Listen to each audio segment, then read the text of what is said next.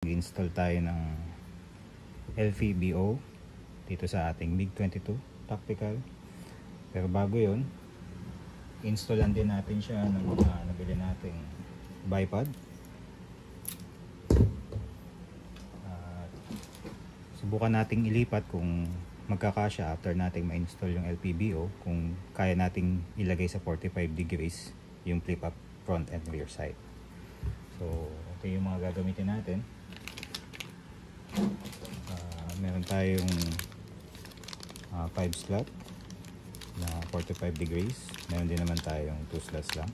Tingnan natin kung ano yung mas magagamit natin dito. Ito yung ikakabit natin. Vector Optics Grimlock. LPBO siya, means 1 to 6 lang yung power niya. At second focal plane yung particular model na to. So ikabit muna natin ito. Pero bago natin may kabit, since for Picatinny rail ito, yung ilalim ng handrail natin ng MiG-22 is M-lock. Meron din tayong nabiling M-lock na magiging Picatinny siya. Bali ganito siya. I-attach natin siya dito sa ilalim.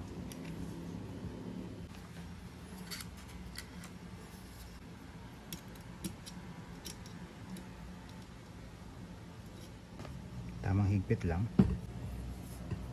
So nakabit na natin yung bipod.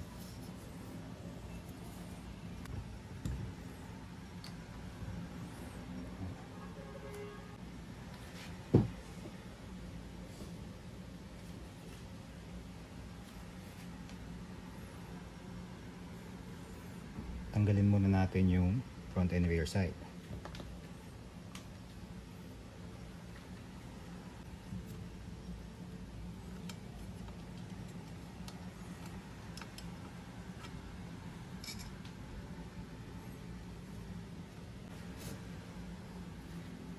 Tanggalan natin siya.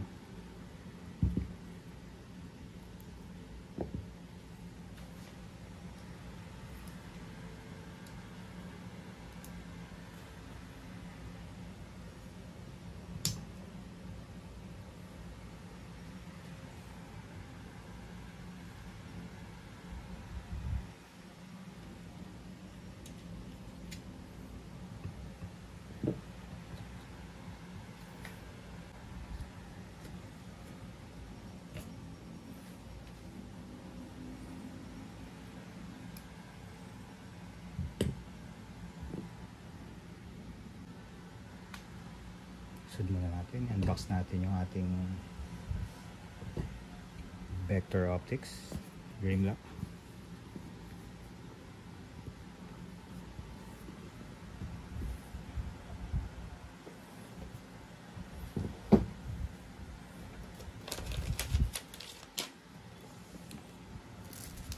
Meron siyang pamunas.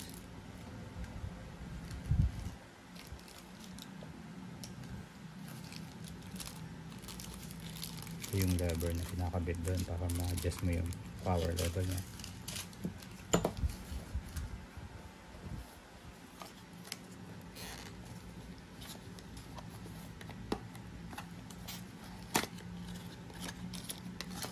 Scope rings.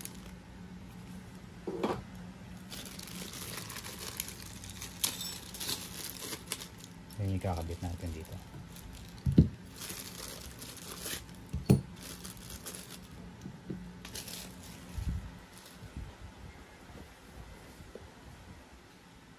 Yung LPBO.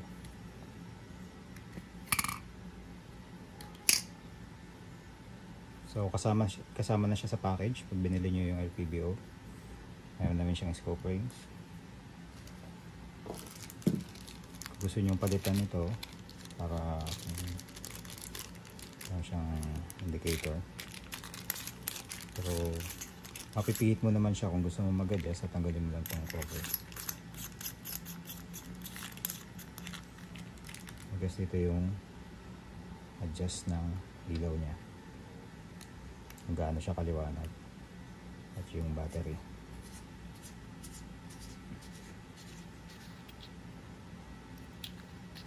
Check natin kung mapagana natin siya. I'll check kung may battery tayong spare dyan. Ang battery nito yung CR232. Double check natin. So ito yung LPBO na ikakabit natin. First, hanapin natin muna yung paglalagyan natin ng scope ring.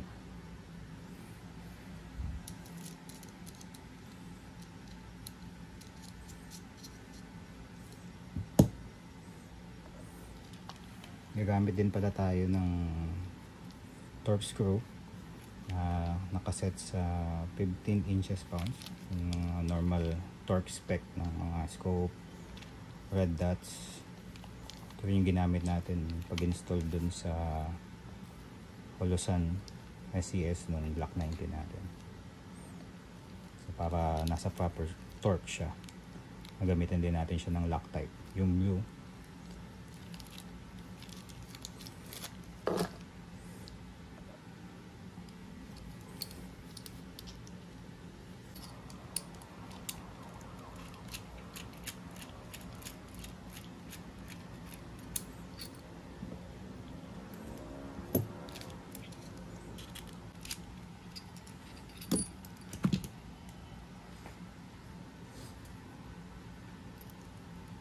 Sukatin natin kung saan natin siya ipepwesto.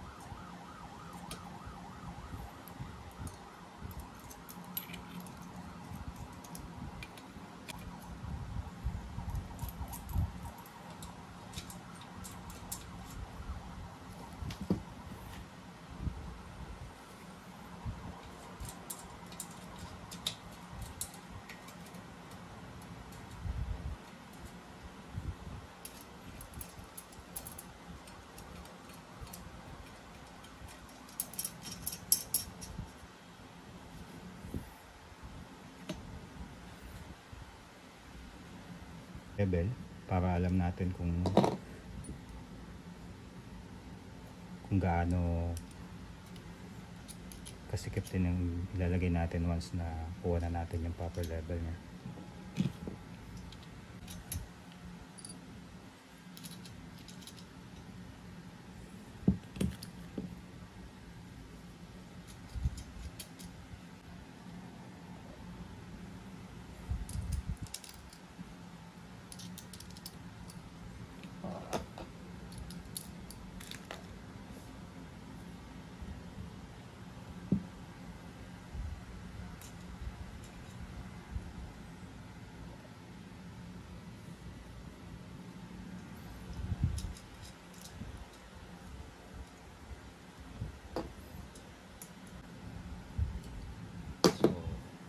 Naiikot pa natin siya.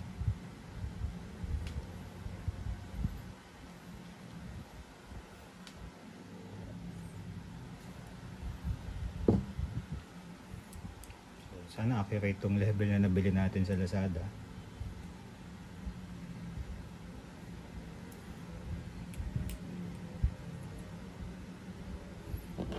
Check din natin yung level ng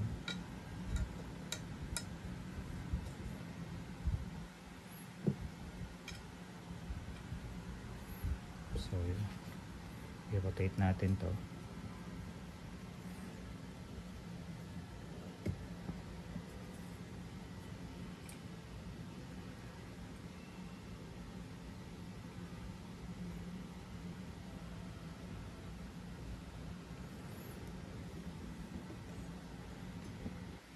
So na-adjust siya dito, left and right. So naka-level na yung rifle natin. So i-level naman natin yung scope.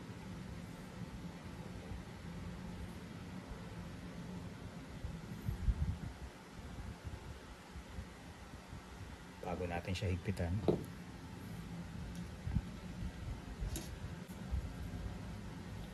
Hindi ko pa siya todo hinigpitan gamit itong normal na, gagamitan natin siya na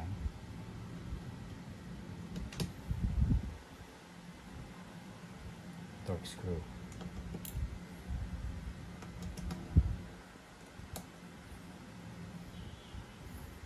So nasa proper level siya. Higpitan na natin siya gamit ito. Slide na siya.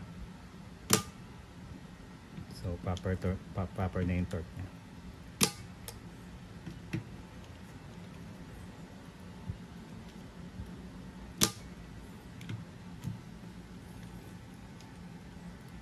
Hindi ako sure kung tama yung pagkakalagay ko nung positioning. Ginawa ko lang din siya sa tingin kong tama. Pero may kanya-kanya tayo sigurong opinion para dyan. Check nyo rin yung ibang mga nag-install, mga nag-upload ng video about installing this. Sa akin, inalign ko lang siya dito for eye relief. Siguro 3 to 4 inches.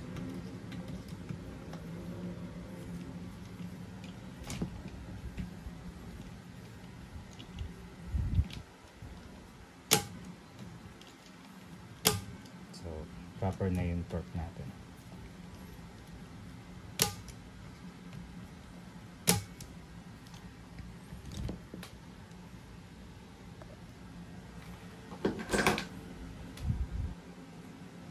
So, ganito na itsura niya.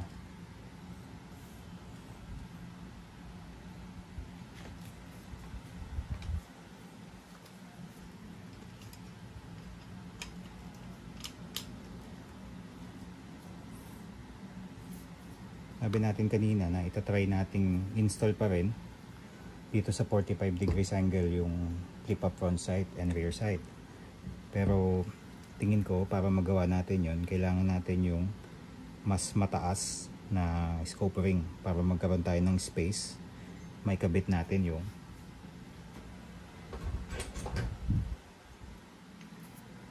attachment natin ng Picatinny na naka-angle siya ng 45. So far wala na tayo kasing space. Hindi natin siya may kakabit unless kailangan natin i-lift ng mas mataas yung ating LPBO. So mukha namang bagay.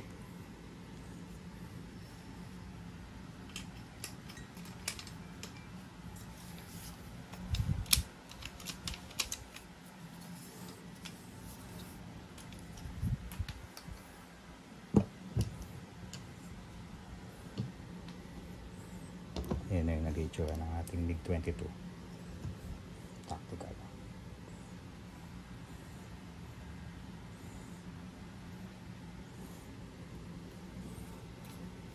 So ma-enjoy natin siya. May pang long range. Kuha natin siya ng permit to transport para madala natin siya sa range.